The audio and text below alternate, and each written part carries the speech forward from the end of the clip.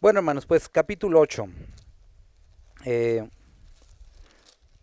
hace, bueno, ya varios años cuando estaba decidiendo en qué universidad estudiar, recuerdo que yo ya tenía como una universidad en la que yo dije, no, pues es esta, ¿no? Pero mi mamá me pidió que viera otras opciones. Y recuerdo que fui a ver, o iba a ir a ver otra opción de universidad.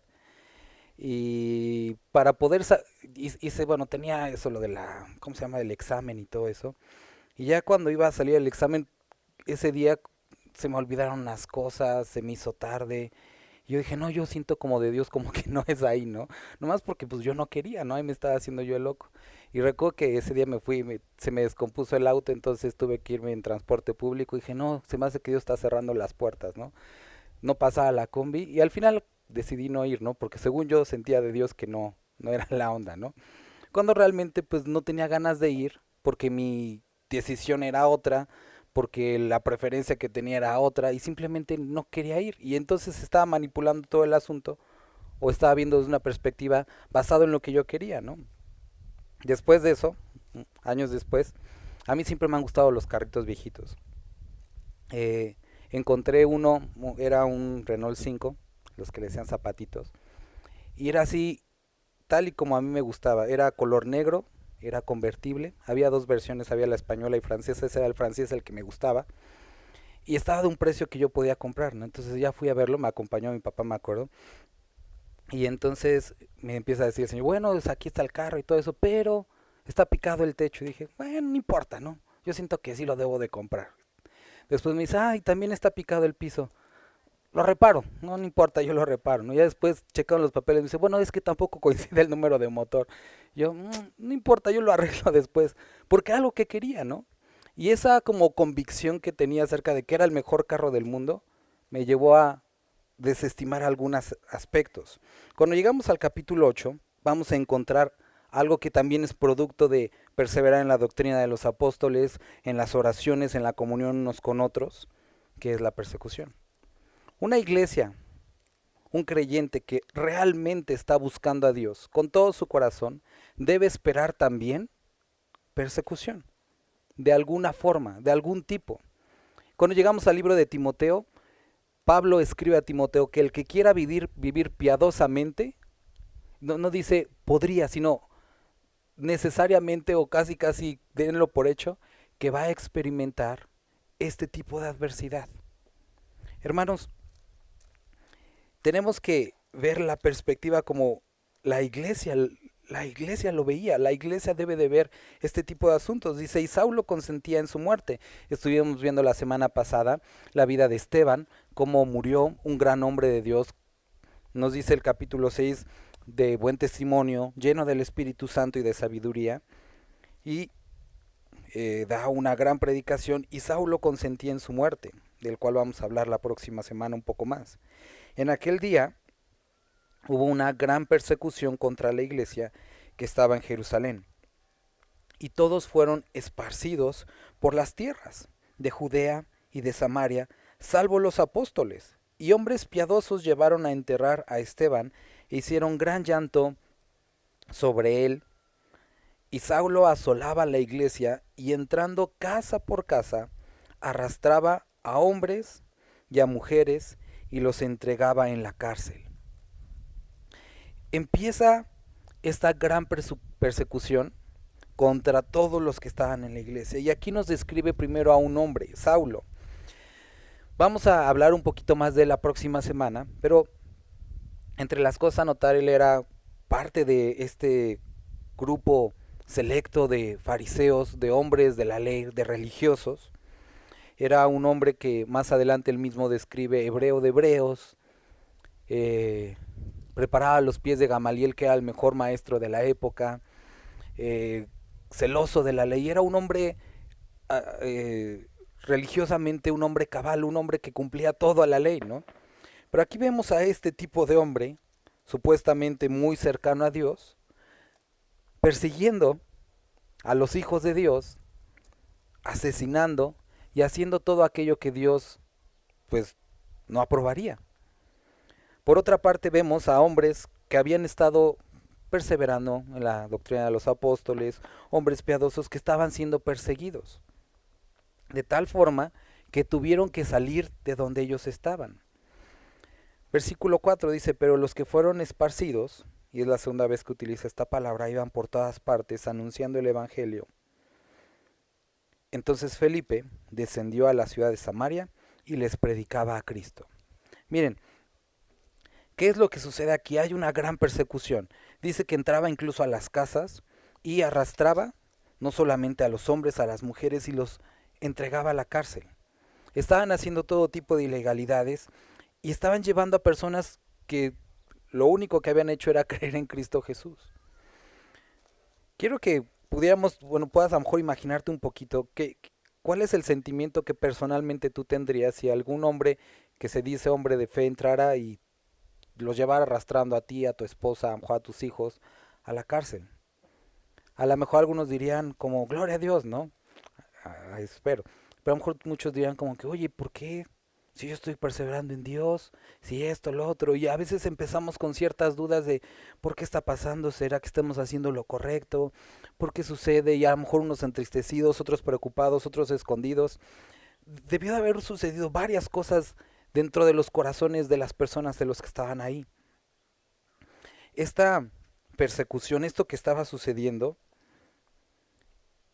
en este grupo de personas que se describe aquí, produjo predicar la palabra, aprovechar la circunstancia que estaba sucediendo para esparcir el evangelio. Hay dos veces se repite esta palabra, esparcidos. En griego hay dos palabras que se traducen o se utilizan para esparcidos. Una es como cuando alguien es incinerado y sus cenizas son esparcidas para perderse y ya no saberse nada más de ellas. Y la otra es la que se ocupa para el grano, cuando se esparce, pero lo que se pretende es obtener fruto de eso. Y esa es la palabra que se está utilizando aquí. Cuando ellos fueron esparcidos a través de esto, produjo fruto. Es decir, hubo más creyentes.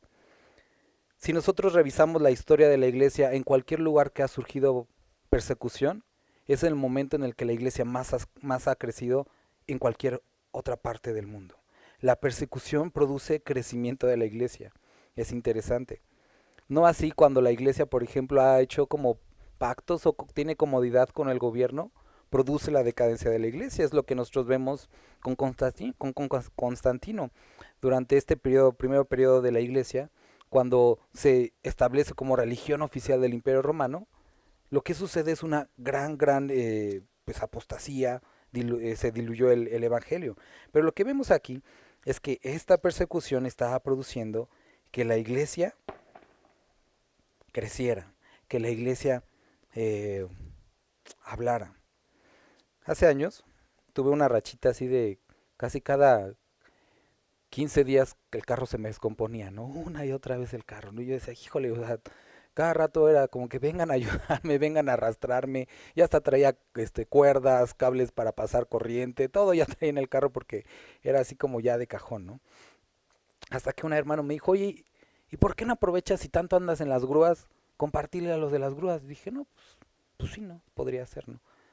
Pero como que pues cuando se me descomponía el carro me metía más con que otra vez 800 pesos, otra vez 500 pesos para la grúa, otra vez mecánico. Hasta que un día dije, pues sí, digo, voy con él en la grúa, no tiene a dónde ir el señor, me tiene que escuchar a fuerza. Entonces dije, bueno, entonces iba en la grúa y sorprendentemente el señor de la grúa recibió a Cristo, ¿no? Dije, órale, yo lo veía esto como una tragedia, pero estos 800 pesos fueron los mejor invertidos en mi vida. Porque a través de estos 800 pesos este hombre recibió a Cristo. Y algo que yo veía como fatalidad, Dios lo estaba presentando delante de mí como una oportunidad. Y posiblemente las cosas que el día de hoy estén sucediendo en tu vida, las puedas estar viendo como fatalidad. Muchos de nuestros hermanos que la semana pasada estuvieron aquí con nosotros hoy están enfermos y no pueden estar aquí con nosotros. Seguramente ellos no pensaban que este domingo estarían enfermos. Y así los que han pasado esta enfermedad, digo, nunca lo esperas, ¿no? Pero simplemente a la otra semana ya estás con síntomas y con la zozobra y todo eso, ¿no? a dónde quiero llegar es que las circunstancias son muy cambiantes. Estos creyentes seguramente pensaron que todo iba a crecer, iba a ser bonito, iban a estar felices y ya. Pero las circunstancias son muy cambiantes. Y creo que esto lo sabemos. En nuestro mundo las circunstancias cambian de un día para otro, de un minuto para otro. Vidas felices cambian así como en instante por un accidente. Y eso no lo podemos controlar, no lo podemos saber. Y como hemos visto en capítulos pasados, el punto no está en buscar, Dios cambia mis circunstancias, sino cámbiame a mí, para que sea capaz, a pesar de lo cambiante de las circunstancias, entender qué es lo que estás haciendo, actuar conforme a lo que estás haciendo. Y estos hombres y estas mujeres vieron este cambio como una oportunidad. Querido hermano, me gustaría que te pudieras preguntar si tú estás viendo los cambios en tu vida como una oportunidad de Dios para algo. Como te digo, posiblemente no lo vamos a entender. En la semana estuvimos leyendo Hebreos capítulo 8 también. Y en Hebreos capítulo 8 inicia con esto, que tenemos un sumo sacerdote que está sentado a la diestra de la majestad en los cielos, es decir, está sentado a la diestra de Dios.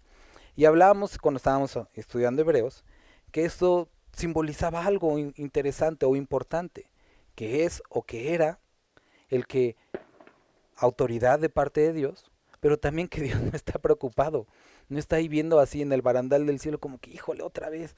No, Él está tranquilo, está en paz, consumado fue todo. Y sabes, si Dios no está preocupado, si Dios está en paz, si Dios está en control, ¿por qué nosotros deberíamos de estar con la zozobra? Estamos con la zozobra porque a veces no entendemos el control que Dios tiene sobre las circunstancias y preferimos nosotros tenerlo. Pero la historia ha demostrado que nuestro control echa a perder las cosas. Entonces vemos aquí a hombres y mujeres que vieron esto como una oportunidad y a donde fueron esparcidos iban por todas partes anunciando el evangelio. En una ponchadura de llanta, en una visita al hospital. Conocí a un pastor y eso fue hace 3 años, antes de la pandemia. Su hijo enfermó gravemente y estuvo en el hospital. Y las primeras cosas que ponía en Facebook eran así como, mi hijo, oren por él, y digo, obviamente entendible, estaba preocupado, era su hijo, ¿no? Pero al pasar de las semanas, las publicaciones que hacía empezaron a cambiar un tanto porque decían, conocí a esta persona en el hospital y les pido que oren por ella, ¿no? Entonces empezó a avanzar las semanas y cada vez eran, la persona que les comenté la semana pasada ahora recibió a Cristo y su hijo estuvo algo así como 5 meses en el hospital. Durante ese periodo, si mal no recuerdo, por lo menos él puso a cerca de 30 personas que recibieron a Cristo, algunas con enfermedades familiares. Su hijo al final murió, pero él escribía algo cuando su hijo moría, decía, no, no me imaginaba qué tan fructífero sería mi estadía en el hospital y la enfermedad de mi hijo acá. Digo, como padre llegar a ese punto creo que necesita bastante convicción, pero él vio las cosas de una forma diferente. La perspectiva, la oportunidad que Dios estaba poniendo delante de él. Hermanos, sé que en nuestro país, familiarmente, digo, lo veo aquí en la congregación, estamos pasando momentos complicados. Generalmente somos el doble o triple de los que estamos aquí y hoy hay varios enfermos. Pero podemos o decir como que, ay no, o ver la oportunidad que Dios está poniendo delante de nosotros. La oportunidad para que su reino sea establecido, extendido. Dice que los que fueron esparcidos iban por todas partes anunciando el evangelio. Entonces, y aquí vamos a hablar de otro hombre, Felipe, del que vimos en el capítulo 6, otro varón lleno del Espíritu Santo, de buen testimonio y de sabiduría, que fue elegido primero para servir las mesas, y se descendió a la ciudad de Samaria. Les predicaba a Cristo. No les predicó como la alegría, pónganse bien, no, les predicó a Cristo. Y la gente unánime escuchaba atentamente las cosas que decía Felipe, oyendo y viendo las señales que hacía. Porque de muchos que tenían espíritus inmundos salían estos dando grandes voces, y muchos paralíticos y cojos eran sanados. así que había gran gozo en aquella ciudad. Entonces Felipe va, y aquí quiero que veas este contraste. Primero tenemos a un hombre muy bien educado como Saulo, un hombre perfectamente educado en toda la ley, pero lleno de, nos los va a decir el capítulo 9, de odio, respirando amenazas de muerte. Era un hombre que estaba consumido por el enojo, por el odio, a pesar de todo su conocimiento. Por otra parte vemos a Felipe, un hombre dirigido por el Espíritu Santo. Y entonces él va a compartir a un lugar que normalmente los judíos no predicarían. Lo hemos hablado muchas veces, pero dijimos que como estamos iniciando nuevamente otra vuelta por la Biblia, vamos a explicar todo como si no lo hubiéramos visto. Los samaritanos surgen cuando el pueblo de Dios es llevado cautivo. Durante ese periodo la costumbre que tenían los asirios era introducir personas de diferentes partes a los lugares conquistados para mezclar la cultura, diluir las creencias, el sentido de identidad y así subyugar a una comunidad de una manera más fácil. Era lo que hacían. Entonces conquistan o llevan cautivos a los judíos y entonces traen a personas de diferentes partes. Dejan a los más pobres. Entonces hacen que se mezclen y la cultura judía de alguna forma se diluye. Regresan de la cautividad y estos que se habían quedado se sentían todavía como pues, judíos, pero los que llegan dicen, no, ustedes no son judíos porque se mezclaron y los ven como personas de segunda categoría. Por eso no pasaban por sus tierras, no los querían, no los consideraban, de tal forma que los samaritanos hacen su propio templo o su propio lugar para adorar, porque decían, bueno, vamos a seguir adorando, pero no nos dejan ir a Jerusalén, entonces lo vamos a hacer aquí. Y había sí, discriminación y odio entre ellos, ¿no? Y entonces un judío normalmente no pasaría por Samaria ni siquiera. Mucho menos a lo mejor pensarían en ir a hablarles de Cristo. Pero ¿qué es lo que hace un varón lleno del Espíritu Santo? Se acerca a las personas que naturalmente él no se acercaría. ¿Cuál es uno de los frutos del Espíritu? El amor. Y entonces llega a Samaria y les predica aquello que para él, o les da aquello que para él es lo más importante, Cristo. Queridos hermanos, quiero que noten este contraste y lo puedas ver en tu vida.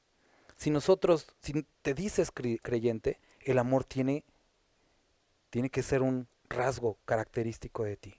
Incluso con personas que naturalmente no te acercarías, este amor debe de ser visible incluso para ellos.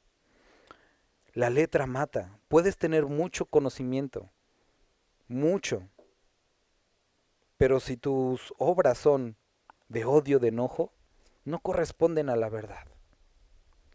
Creo que tú conoces, y digo, o a lo mejor algún día fuiste, como a lo mejor yo algún día fui, un hombre religioso, que se sentía como moralmente correcto en todo, pero que no amaba a la gente, y que le daba igual a los demás. Y si esto estamos siendo el día de hoy, necesitamos arrepentirnos, porque esto no corresponde a la verdad. Ambos eran líderes en diferentes posturas, pero un hombre verdaderamente o una mujer de Dios tiene frutos de amor. Y entonces Felipe va con estas personas y les habla de Cristo. La gente, unánime, escuchaba atentamente las cosas que decía Felipe. ¿Qué es lo que produjo este amor y este desinterés? Que las personas se abrieran. ¿Recuerdas cuando Cristo pasó también por Samaria? Hubo una mujer ese día que recibió, y muchos. Entonces Dios había preparado el camino. Y entonces Felipe llegó, y entonces las personas unánimes, todas, escuchaban atentamente las cosas que decía Felipe, oyendo y viendo las señales que hacía. Vemos que Felipe no era un apóstol, pero aún así, a través de su vida, eran hechos milagros. Más adelante Felipe se va a mencionar como Felipe el evangelista. Dice, porque muchos tenían espíritus inmundos y salían estos dando grandes voces. Vemos que había muchas personas poseídas por espíritus malignos, por demonios. Y a través de la vida de Felipe, no era apóstol, pero estos espíritus eran como sacados. ¿Qué es lo que nosotros estamos viendo? Que aquí no era una posición, no era una cuestión de rangos, ni de, es que no era el pastor, entonces, no, Dios utilizaba a Felipe de la forma que él quería. Y entonces estaban sucediendo todas estas cosas. Y aquí a lo mejor esto es como adicional, luego vamos a llegar a un punto que vamos a poder hablar un poco más ampliamente de esto. Sí, había personas endemoniadas, eso es real. ¿Sucede? Sí, sí sucede. El día de hoy sí, por supuesto puede suceder. A los creyentes no, de ninguna forma. A los no creyentes sí, por supuesto. Esto es algo que sucede, eso es algo que sucedía, pero vemos que cuando llega el Espíritu Santo, cuando llega la palabra de Dios, enfermedades son quitadas, espíritus son corridos, y algo interesante aquí que también sucede. Y así que había gran gozo en aquella ciudad. ¿No les habló del gozo? No les dijo como que la gente anda apachurradona, les voy a dar una predicación del gozo. No, les habló de Cristo. Y naturalmente Cristo produce gozo en nuestras vidas. Cristo produce paz. Si tú estás el día de hoy atravesando ansiedad, falta de gozo, preocupación, lo que necesitas no es a Cornejo. Lo que necesitas, ¿sabes qué es? A Cristo. Cristo produce gozo en nuestras vidas. Cristo produce paz. Eso es el resultado de una relación con Cristo. La relación con Cristo produce amor. Y sabes, podemos ver que en diferentes iglesias debido a la situación económica, a la situación de enfermedad, hay personas bastante como apachurradas, personas estresadas, personas como que no saben qué onda. Y pueden muchos decir, bueno, es que aquí ya no hay esto, ya no hay otro. Queridos hermanos, eso nunca estuvo en las personas. El amor nunca estuvo en las personas, la paz no es algo de las personas, es de Cristo. Y si posiblemente o por alguna circunstancia no lo experimentamos, no es porque en algún lugar se haya quitado algo, sino porque en nuestra vida no está presente la presencia de Dios. Si tú percibes la falta de amor, la falta de paz, es la falta de más Cristo en tu vida.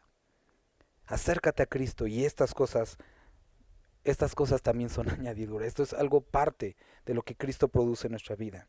Entonces, las personas, ¿qué es lo que tenían? Gran gozo. Y no solamente dice en esas personas, sino en aquella ciudad. La ciudad fue transformada por la predicación. Sabemos que es por Cristo, ¿no? Pero porque un hombre quiso ir allá. Y un creyente, una mujer llena del Espíritu, un hombre lleno del Espíritu, puede hacer la diferencia en un hogar, puede ser la diferencia en un lugar de trabajo, en una iglesia, puede ser la diferencia en una comunidad. Hace un tiempo eh, me, me invitaron a compartir en una iglesia en una ciudad de Estados Unidos y ya no recuerdo muy bien de qué fue la predicación, pero algo que tenía que ver con la predicación era el ser luz. Y me di a la tarea de investigar cuántas iglesias cristianas había en ese lugar. Y era una ciudad, una comunidad pequeña y había 30 iglesias cristianas, muchísimas. Curiosamente, los rangos de inseguridad eran más altos que cualquier otro, bueno, que las ciudades que estaban alrededor. Y les comentaba a los hermanos, fue algo duro para todos creo, pero ¿dónde está la luz que debemos tener como creyentes en medio de comunidades tan problemáticas? 30 iglesias no estaban haciendo la diferencia. Eso es triste. Eso es triste cuando un creyente no está haciendo la diferencia. Y bueno, llegó Felipe, llegó Cristo, y entonces la ciudad estaba llena de gran gozo. Versículo 9. Pero había un hombre llamado Simón. Y tristemente siempre encontramos este pero, había un Simón. Y siempre haber no necesariamente un Simón, pero siempre haber un pero en las familias, un pero en las iglesias, un pero en los movimientos. Había un hombre, siempre hay este hombre o esta mujer, llamado Simón, que antes ejercía la magia en aquella ciudad y había engañado a la gente de Samaria haciéndose pasar por algún grande. A este oían atentamente todos, desde el más pequeño hasta el más grande, diciendo, y checa, o sea, este es el gran poder de Dios. O sea, lo veían y decían, no, es que este es Dios, las cosas que hace. Y aquí nos dice que practicaba la magia. encantamientos y cosas así. Dirán, no es cierto. Sí, sí sucede. El enemigo utiliza este tipo de prácticas engañosas. Y nosotros lo podemos ver incluso en el libro de Apocalipsis, ¿no? Como el falso profeta hará señales y que engañarán a muchos. Es por eso, y ahorita vamos a llegar a este punto, que el creyente no debe poner sus ojos en las señales, debe poner los ojos en Cristo. A este oían atentamente todos y decían, este es el gran poder de Dios. Pero cuando creyeron a Felipe, que anunciaba el evangelio del reino de Dios, y el nombre de Jesucristo, se bautizaban hombres y mujeres. También el mismo Simón creyó y habiéndose bautizado, estaba siempre con Felipe. Pero ojo, checa esto, viendo las señales y grandes milagros que se hacían, y estaba atónito. Este hombre le había seducido toda su vida esta parte de las señales y todas estas ondas. Estaba muy metido con esto. Y ve a Felipe, lo que le atrajo realmente fueron estas señales. Esto es lo que le atraía a Simón. Ahora, eh, es una de las, bueno, es la única parte en la que se menciona a este hombre, ¿no? Pero interesantemente en la historia de la iglesia se describe más de este Simón. Incluso historiadores hablan que era tan conocido y tan famoso que en ese tiempo en un pequeño lugar de Roma, en una pequeña calle, había una estatua de Simón y que algunas personas lo adoraban como si fuera un dios, porque hacía este tipo de cosas, ¿no? Pero él cree y estaba atónito, le asombraba. Cuando los apóstoles que estaban en Jerusalén oyeron que Samaria había recibido la palabra de Dios, enviaron allá a Pedro y a Juan, los cuales, habiendo venido, oraron por ellos para que recibiesen el Espíritu Santo. Podríamos preguntarnos por qué Felipe no oró por ellos. Bueno, Dios utiliza a las personas de manera diferente. Unos comparten, otros enseñan, otros esto, otro lo otro. Y bueno, más adelante cuando lleguemos al libro de Corintios vamos a ver esta diversidad de dones de ministerios. No quiere decir que ellos fueran más importantes, sino que Dios los estaba utilizando a ellos de esa manera. Así como a cada uno de nosotros nos utiliza de formas diferentes. Entonces llega Pedro y llega Juan. ¿No se te hace interesante? Lo que nosotros, la experiencia pasada, por ejemplo, de Juan, cuando estaba ahí, había dicho, Jesús manda a Juan y a su hermano a Samaria. Él dijo, voy a Jerusalén, voy a pasar por Samaria, hagan preparativos para que me quede ahí.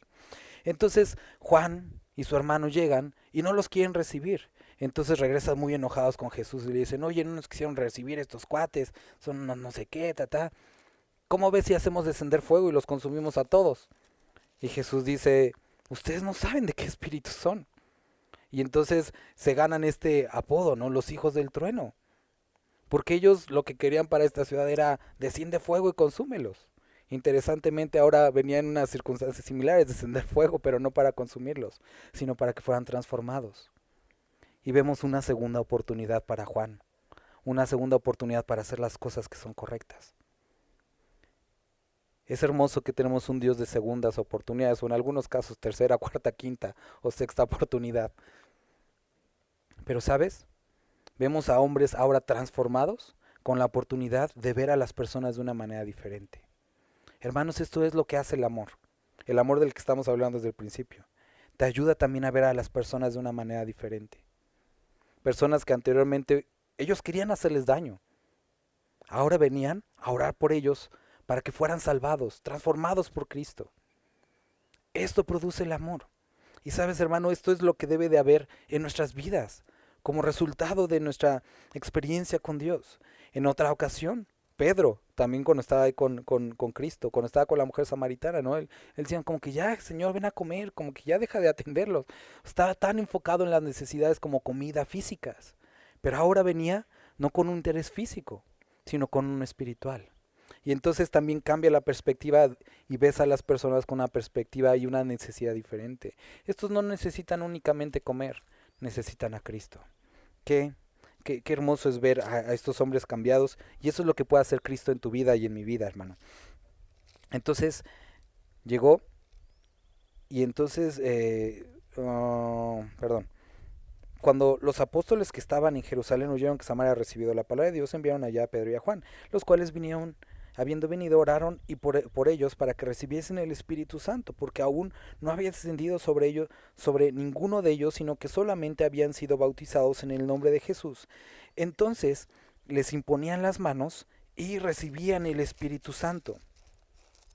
Debió de haber sucedido algo visible para que ellos percibieran que estaban recibiendo el Espíritu Santo. No nos dice que no vamos a presuponer nada, pero simplemente era algo de alguna forma visible. Tanto que cuando Simón lo vio, que por la imposición de las manos, versículo 18, de los apóstoles se daba el Espíritu Santo, les ofreció dinero. Dijo, yo quiero hacer esta magia, ¿no? Diciendo, dadme también a mí este poder para que cualquiera a quien yo impusiere las manos reciba el Espíritu Santo. Él quería eso también. Él dijo, Felipe no puede hacerlo, no sé ni por qué perdí mi tiempo estando con Felipe, me hubiera llegado con estos cuates que estos sí tienen poder en serio. Ahora esto es algo muy común entre los magos y lo sigue haciendo hasta el día de hoy, ¿no? Que cuando hay un truco, compran los trucos como por grandes cantidades de dinero para saber cómo se hace el truco, ¿no? Digo, hay estos registros, ¿no? De que algunos trucos de David Copperfield fueron comprados por millones de dólares. Y bueno, estos no son magias, son trucos, ¿no? Pero él estaba haciendo eso, él quería poder reproducir eso. ¿Y qué es lo que contestan? Versículo 20, Pedro le dijo, tu dinero perezca contigo, porque has pensado que el don de Dios se obtiene con dinero. Hay una traducción que dice que se vaya al infierno tú y tu dinero. O sea, bastante fuerte, ¿no? Yo creo que la gente así como que, ¿qué onda, no? ¿Qué pasó? Quiero que podamos notar. En el versículo 13 nos dice que Simón creyó, incluso dice que se bautizó. Pero en el versículo 20,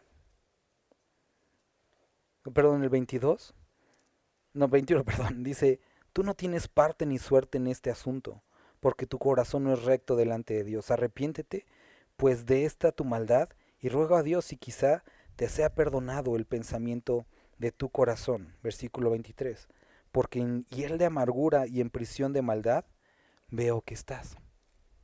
Entonces, exteriormente, Simón se había bautizado, incluso había hecho sí creo, y andaba con Felipe, ahí andaba. Pero cuando llega Pedro, él puede decir, esta es la condición real. Una de las dos cosas, bueno, de los dos eventos que vemos en Pedro, podemos deducir que él tenía el don del discernimiento. ¿Qué es el don del discernimiento? Lo vamos a ver en Corintios.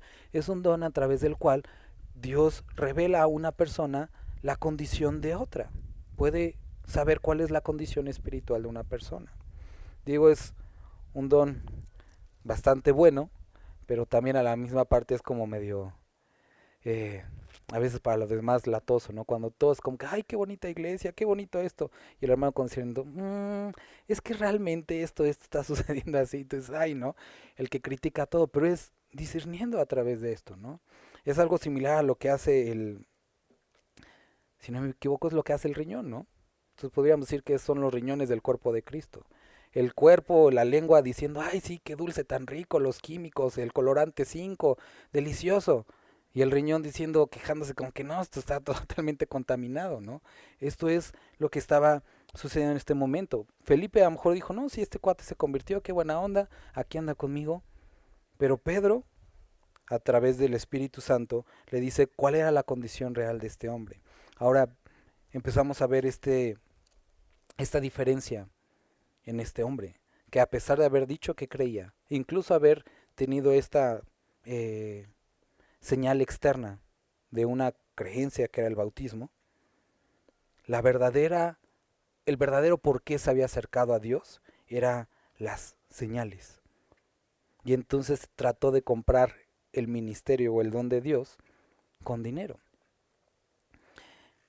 Él da origen a una palabra que si tú la buscas sigue existiendo y dio problemas a la iglesia histórica durante la Edad Media. Y a lo mejor todavía sigue, ¿no? Que se llama simonismo. El simonismo era tratar de comprar una posición eclesiástica a través de dinero. Lo podemos ver en la historia de los casos más sonados, ¿no? Con Benedicto IX fue. Él quiso retirarse y vendió a Benedicto VI, el Papa, el papado, por una cantidad de dinero. O sea, sucedió, ¿no? Y así ha sucedido en muchos casos. Y nosotros decimos, ay, sí, pero sucedió con ellos. No, el día de hoy muchas personas dicen, ay, yo quiero ser pastor, voy a pagar para que me entrenen para ser pastor y me voy a un instituto para ser pastor. Cuando no es así. No está nada mal, tener un instituto, estudiar no es malo, pero el pretender comprar algo a través de dinero, eso está mal. Eso es exactamente lo que hizo. Y Pedro utilizó, estás en obscuridad. Tú no tienes parte en esto, porque lo que ellos habían recibido era de parte de Dios. Y sabes, hermano, a lo mejor puede ser que en algunas ocasiones no sea con dinero, sino que sea con algún tipo de influencia. Querer ganar algo con Dios, con méritos, no es así, es un llamado. Y estos hombres habían sido puestos tampoco por sus capacidades, sino porque se habían entregado a Dios. Y si nosotros queremos algo con Dios, que Dios utilice nuestras vidas, hermano, no cometas el error de pensar que es algo que puedas ganar. Entrégate a Dios y Él puede hacer las cosas. Vemos el caso de Felipe. ¿Cómo inició su ministerio? Él no inició su ministerio como que yo quiero hacer esto. No, él simplemente así lo único que hizo fue dar buen testimonio, acercarse a Dios. Ese fue el inicio de su ministerio. De ahí empezó a servir las mesas. Y aquí lo vemos ahora predicando a toda una comunidad grandemente. Y esto es algo hermoso. No quiere decir que tengas que irle así como en el gobierno subiéndole de escalafones. No, tampoco significa eso. Pero en el libro de Zacarías vemos que tiene una visión el profeta acerca de Zorobabel y Dios le dice, esta visión es acerca de Zorobabel y dice, no desprecies el día de las pequeñeces. Es decir, cuando las cosas están iniciando. Y muchos a veces tenemos esa urgencia de que me gustaría ya ver más personas, me gustaría hacer esto, lo otro. No desprecies el día de las pequeñeces. Dios está haciendo algo en tu vida, hoy. Y es la preparación para algo que posiblemente va a suceder después. Simplemente persevera en aquello que está sucediendo en el momento. Y aquí estaba Felipe, a lo mejor como impactado de que, híjole, este cuate me mintió. Pero Pedro estaba ahí, diciéndole, tú no tienes parte ni suerte en este asunto, porque tu corazón no es recto delante de Dios. Y aquí nos hace a lo mejor, o no sé si a ti se te hizo esta pregunta, pero yo me preguntaba, bueno, ¿qué debería yo de ver como las verdaderas características de un verdadero arrepentimiento, o un verdadero creyente, ¿no? Porque esto es un asunto interesante, ¿no? Se pensaba que este hombre creía y ahora resulta que está en obscuridad y tinieblas, ¿no? Y el libro de Juan nos ayuda a responder algunas de estas cosas. Primera cosa que nosotros tenemos que ver de un verdadero creyente, el que dice, o sea, él sí es un creyente por Juan capítulo 1, versículos 5 al 7 nos dice que anda en luz. Si decimos que amamos a Dios o que buscamos a Dios, que conocemos a Dios, pero andamos en tinieblas o no andamos en luz, mentimos. Un creyente anda en luz. ¿Qué es? ¿Que anda con su lámpara? No, anda de acuerdo a la palabra. Anda en luz, no encubiertamente, no mintiendo, sino en la palabra. Siguiente característica que creo importante, que también nos dice Juan, primera de Juan, esto en el versículo 8 al 10, nos dice que alguien que anda con Cristo rechaza el pecado, se aleja del pecado. Primera de Juan capítulo 3, 8 también nos dice esto.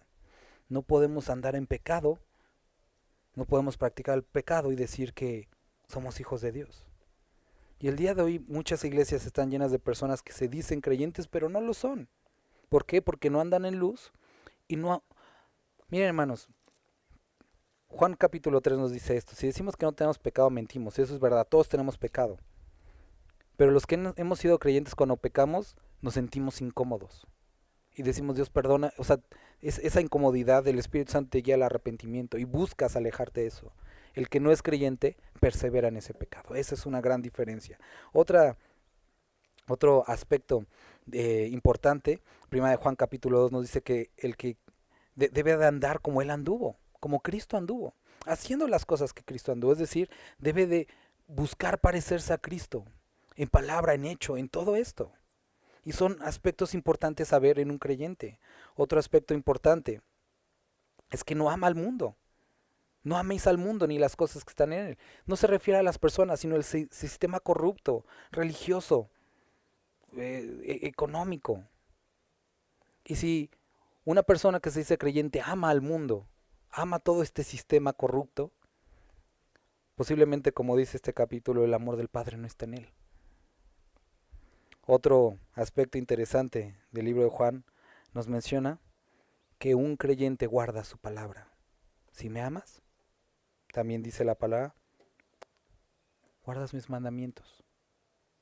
Una persona que no guarda su palabra, que no anda en luz, que no aborrece el pecado, sino lo busca, una persona que ama al mundo, una persona que no anda como él anduvo, podríamos dudar de una verdadera conversión. Y bueno, estas eran las características que reunía este hombre. Versículo 22. Le dice, arrepiéntete, pues de esta tu maldad, y ruego a Dios, si quizás te sea perdonado el pensamiento de tu corazón. Porque en hiel de amargura y en prisión de maldad veo que estás. Arrepiéntete. Es la invitación. Y aquí encontramos buenas noticias. A pesar del gran error que había cometido, no sé si alguien acompañó más a Pedro y a Juan, pero imagínate que lo hubiera acompañado alguien de los que estuvieron con lo de Ananías y Zafira, habría dicho, no, este también ya se va a caer aquí muerto, ¿no? Pero hubo una oportunidad, arrepiéntete. Y esto es algo que la palabra de Dios nos dice, que la voluntad de Dios, el deseo de Dios, es que el impío se arrepienta de sus caminos y se vuelva a Él.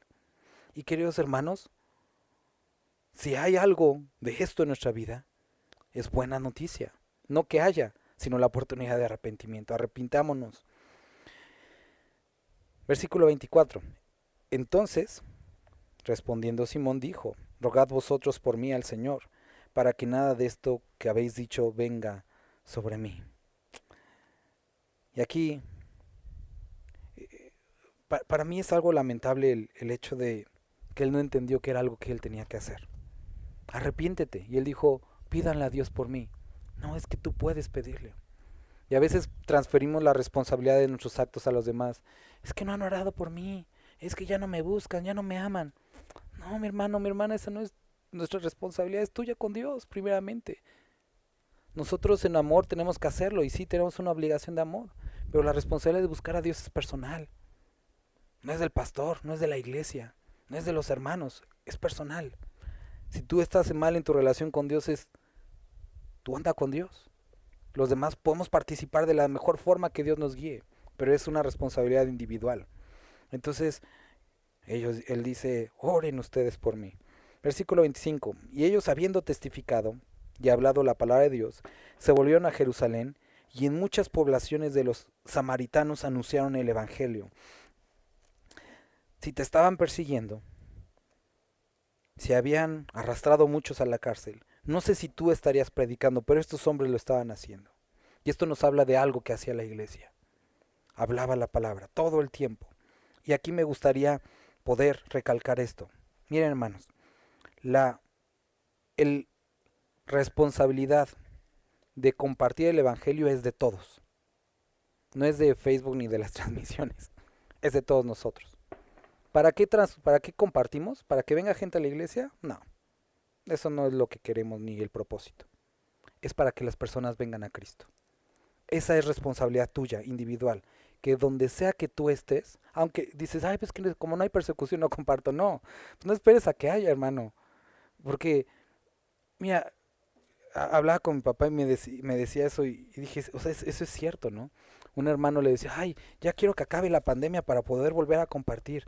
Y mi papá le decía, hermano, ¿por qué esperas a que acabe la pandemia? Antes de la pandemia no compartías y ahora según tú quieres acabar para compartir, no lo vas a hacer. O sea, a veces decimos que es la pandemia. No, no es eso. Necesitamos predicar de Cristo en nuestras casas, con las personas que nos rodean. Y quiero que no lo malentiendas, no los invites a la iglesia. Ve a la iglesia para que te compartan. No, tú compárteles. Y si quiere un lugar donde reunirse, pues puedes invitarlo a la iglesia. Pero el propósito no es que haya gente aquí. Eso no es el propósito. Eso no es lo que queremos. Lo que queremos es que personas conozcan a Cristo y que se reúnan donde Dios los lleve, pero que conozcan a Cristo. Versículo 26. Un ángel del Señor habló a Felipe, diciendo, levántate y ve hacia el sur, por el camino que desciende de Jerusalén a Gaza, el cual es desierto. Entonces, él se levantó y se fue. Imagínate, estaba en Samaria, que había, pues, vamos a decir, todos los servicios. Estaba creciendo la iglesia, había mucha gente, estaba como todo lo padre del ministerio en ese momento. Y Dios le dice, Felipe, vete al desierto. ¿Y a quién le voy a evangelizar en el desierto? Vete. Y uno podría decir, no, Dios, te estás equivocando. Yo no siento de Dios que me tenga que ir allá. Pero Dios lo llevó al desierto. Y sabes, podemos ver aquí cómo Dios va pidiendo estos pasos a cada uno de fe. A cada uno es diferente. Abraham le dijo, Abraham, sal de tu familia al lugar que yo te mostraré. ¿A dónde, Dios? Yo ahí te digo, pero norte, sur, salte. Y cuando estés afuera te digo a dónde. Sale y sur, ¿no? Norte, no sé. ¿Cuánto tiempo camino? Camina y yo te digo cuando llegues. Dios va dando pasos y Dios va diciendo cada a paso, ahora haz esto. Primero estaba ahí Felipe, después le dice, ve al desierto. ¿A dónde? Tú ve al desierto nada más. Cuando llegues te diría que ya llegaste. Y a veces como seres humanos nos gustaría la escena completa de Dios, como que vas a llegar al desierto, vas a encontrar a un etíope, va a ir peinadito de esta forma, cuando llegues lo vas a encontrar, le vas a hablar esto. Dios no da todos los datos. Dios quiere estos pasos de obediencia. Y podemos encontrar algo interesante cuando dice, lámpara es a mis pies tu palabra. Las lámparas de antes no eran LED que podías ver a 6 kilómetros, sino alumbraban únicamente lo de un paso de nuestros pies. Y entonces tenía que ir alumbrando paso a paso. Pero otra cosa que sí hacían las lámparas era que en medio de la oscuridad deslumbraba un poco el fin a donde ibas a llegar, la ciudad que estaba alumbrada. Sabemos cuál es nuestro fin, es Cristo. Pero en este caminar necesitamos la palabra para ir paso a paso a los lugares que Dios quiere llevarnos. Llega al desierto, donde no había nadie que evangelizar, cierto es. Pero en ese momento, cuando llega aquí, iba pasando por ahí un etíope, eunuco, funcionario de Candace, reina de los etíopes. Candace era el título, así como lo era Faraón, como lo era César, porque en ese tiempo el rey de los etíopes era considerado una divinidad. Entonces él no se involucraba con ningún aspecto administrativo y por lo tanto la que administraba era la reina, porque eso era mucho para el rey, ¿no? Entonces, por eso dice funcionario de la reina, Candace, reina de los etíopes, el cual estaba sobre todos sus tesoros, y había venido a Jerusalén para adorar. Entonces era un etíope que se había convertido de alguna forma, no lo sabemos, pero podemos imaginarnos, prosélito, era seguidor de las costumbres judías. Nosotros vemos una historia similar, muchos años antes con el rey Salomón, viene la reina de los etíopes también, la reina de Saba, y entonces está admirada por todo, y regresa admirada. Y seguramente a partir de ese encuentro, es que algunos siguieron al Dios de los judíos, ¿no? Entonces llega este hombre a adorar, pero él iba regresando con una necesidad. El venir al templo, el practicar, el sacrificar no había producido nada. Y venía leyendo. Y entonces cuando estaba allí el Espíritu le dijo, Felipe, acércate y júntate a este carro. Acudiendo Felipe lo oyó, que leía el profeta Isaías y dijo, ¿pero entiendes lo que lees? Recuerdo hace tiempo que, hace un par de meses iba a San Martín en la moto y estaba lloviendo bien fuerte, ¿no? Entonces me paré en una gasolinería y dije, ay, ya no va a llegar, qué mala onda, ¿no? Y entonces veo que llegan otras 3 motos de personas, o sea, que también se pararon por la lluvia, ¿no? Y yo así me los quedé viendo y me dice Dios, ese de allá. Y yo, no, Dios, estamos mojados, espérate ahorita, ese de allá. Y dije, bueno, voy, recibe a Cristo, ¿no? Y dije, qué padre que, o sea, Dios hace estas cosas. Y Dios había preparado el corazón y este hombre me decía, fíjate que yo había estado pensando de mi vida últimamente, ¿no? Y digo, qué maravilloso que nos podemos perder esas oportunidades, ¿no? Y Dios hubiera utilizado a cualquier otra persona. Pero aquí, este hombre iba leyendo. Ahora, según la costumbre y según la ley, nadie podía tener una copia de la ley en su casa. Eso quiere decir que había corrupción en ese tiempo y este hombre tenía bastante dinero. Nadie podía tener una copia y mucho menos un hombre que no era del pueblo de Dios. No lo podían tener. Era algo caro y era algo prohibido, pero este hombre de alguna forma tenía una copia del rollo de Isaías, ¿no? Pero había una necesidad. Te das cuenta que él se ve que gastó y quería leer, estaba ahí, iba leyendo. Entonces, y dijo Felipe, ¿entiendes lo que lees? Y él dijo, ¿cómo podré si alguno no me enseñare?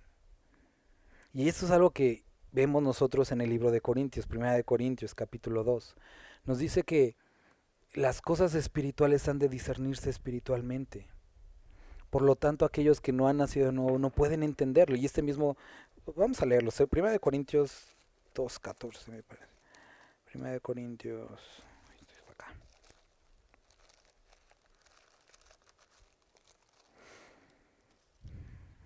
Pero para el hombre natural no percibe las cosas que son del Espíritu de Dios, porque para él son locura, y no las puede entender, porque han de discernirse espiritualmente.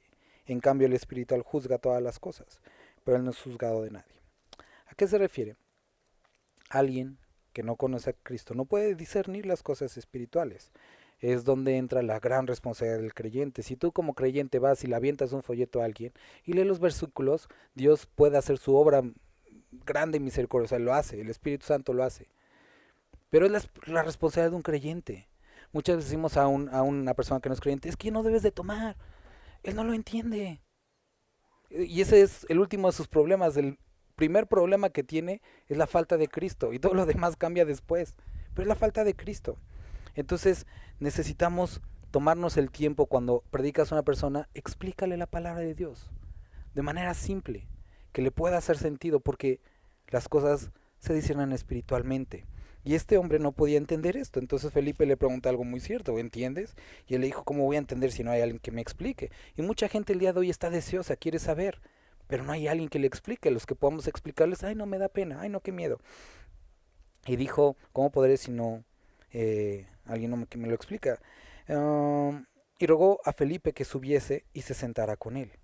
Felipe pudo haber dicho, ay, no, yo no me subo con gentiles, pero no, se subió. Y muchos de nosotros hubiéramos dicho, no, es que a mí me enseñaron no subirme a carros de desconocidos, pero este cuate se subió, era una oportunidad. No te estoy diciendo que te subas a todos los autos de desconocidos, si no ya vamos a ver secuestros toda la próxima semana, ¿no?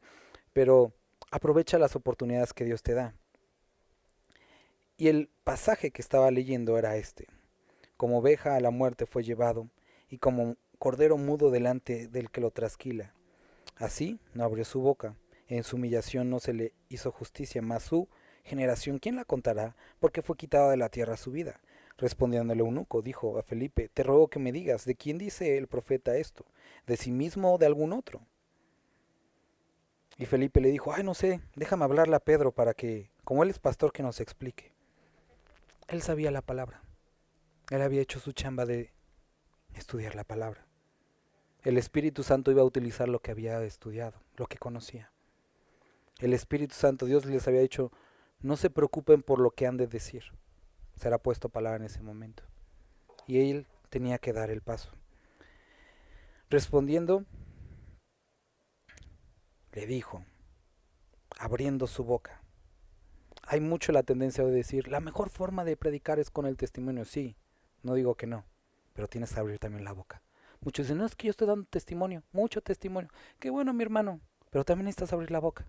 Abriendo la boca y comenzando desde esta escritura, le anunció nuevamente el Evangelio de Jesús. Y yendo por el camino, llegaron a cierta agua. Y dijo el eunuco, aquí hay agua, ¿qué impide que yo sea bautizado? Bien, está padre que pongas canciones cristianas en tu trabajo o en tu auto y que digas, No, pues es que la gente ve que pongo canciones cristianas, sí. Pero hoy hasta en la Fayu vas y hay canciones de Marcos Witt. O sea, eso en todas partes. Y puede ser una herramienta. O puedes decir, no, es que yo traigo una estampa de un pececito en mi auto. Sí, está bien. Pero necesitamos abrir la boca. Predicar el Evangelio. Decir a las personas, ¿qué vas a hacer con tu vida? Necesitamos dar este paso y Dios lo hace. Si tú dices que tengo dudas acerca del conocimiento que tengo, fácil, estudia y ya, lee la palabra. Eh, Acércate a algún hermano, acércate a mí con gusto, te puedo decir, bueno, puedes decir esto, estos versículos son importantes y se soluciona. Pero hablemos la palabra. Y yendo por el camino llegaron a cierta agua y dijo el eunuco, aquí hay agua, ¿qué impide que yo sea bautizado? Este hombre creyó y quiso bautizarse. Aquí posiblemente Felipe dijo, lo mismo pasó con Simón. Felipe dijo, si crees, de todo corazón, de todo corazón, bien puedes. Y respondiendo dijo, creo que Jesucristo es el Hijo de Dios. Ahora recuerda, lo hemos hablado en muchas ocasiones, cuando un judío habla del corazón, no habla de las emociones y los sentimientos. El corazón era donde salía la decisión y la voluntad. Si has hecho una decisión consciente y toda tu voluntad la has puesto en esto, has aplicado todo tu deseo, bien puedes hacerlo. No es como si estás emocionado hoy, no. Si lo has decidido, bien puedes. Si lo has... Entonces, mandó a parar el carro y descendieron ambos al agua, Felipe y el eunuco, y le bautizó.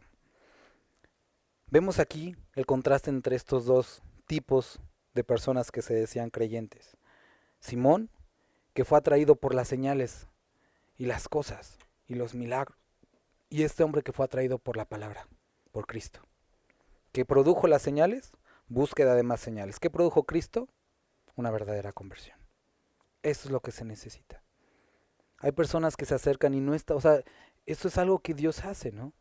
Pero debemos de llevar a las personas en nuestra propia vida que lo que buscamos de Dios es a Cristo solamente, no ni a los hermanos, ni el ministerio, ni la iglesia, ni las sillas, ni nada, sino Cristo.